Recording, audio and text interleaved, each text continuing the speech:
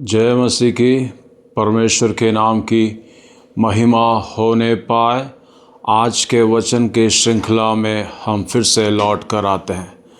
आज का वचन है, यहोवा आप ही तुम्हें लड़ेगा इसलिए तुम चुपचाप रहो। निर्गमन उसका 14 अध्याय का 14 पद है। Praise the Lord. इस निर्गमन किताब का अर्थ ही है प्रस्थान करना या चले जाना। इस्राएल के इतिहास प्रमुख दर्शाता है कि इस्राएलियों को मिस्र से जब दास गुलाम थे, किस प्रकार वो लोग बाहर निकले, मूसा ने किस प्रकार उनको बाहर निकाला, उस बारे में इस अध्याय किताब के अंदर पढ़ते हैं।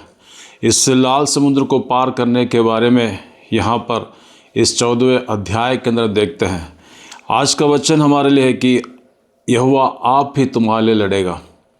वास्तव में जब हमारे सामने परेशानी आती है, दुख आती है, तकलीफ़ आती है, निंदा आती है, परेशानी आती है, या दुनिया के लोग हमसे कई विषयों के ऊपर हमसे वाद विवाद करते हैं, तो हम कई बार सोचते हैं कि प्रभु ये हमारे साथ क्यों हो रहा है, ये लोग हमसे क्यों लड़ रहे हैं, इसका जवाब मैं क्या दूं। बल्कि परमेश्वर का वचन इस प्रकार कहता है कि आप शांत बने रहो, सही वक्त पर मैं उनसे वाद विवाद कर लूँगा, मैं तुम्हारे लिए लड़ूंगा कर आज का वचन है।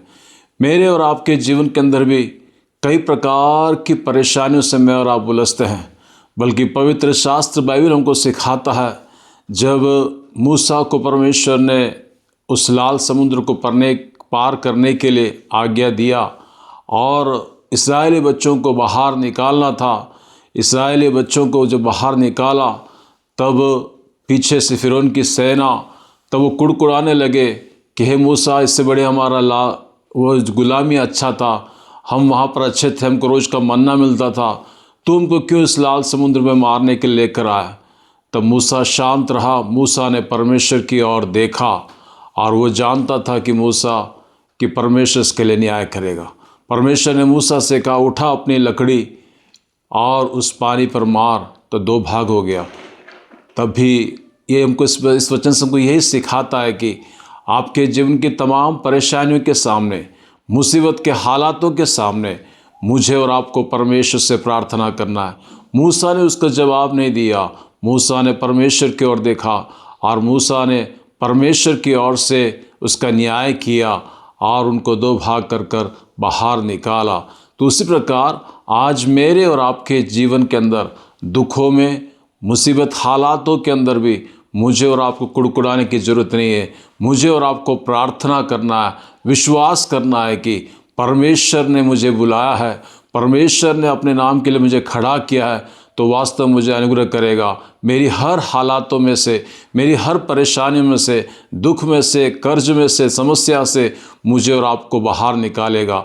तो मुझे और आपको उस समय तक का इंतज़ार करना है। प्रभु कहता है, मैं तुम्हारे लिए स्वयं लड़ूंगा।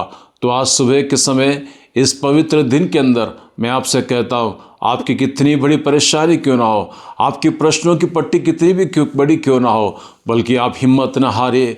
आपको विजय देने वाला, आपको ले चलने वाला मेरा परमेश्वर कहता है कि मैं तुम्हारे लिए न्याय करूंगा, मैं तुम्हारे लिए लड़ूंगा और सही वक्त पर, सही समय पर, सही स्थान पर मुझको और आपको छुटकारा देकर आगे ले चलने वाला है। परमेश्वर वचनों से मुझे और आपको आशीष देने पाए। आइए हम प्रार्थना करें।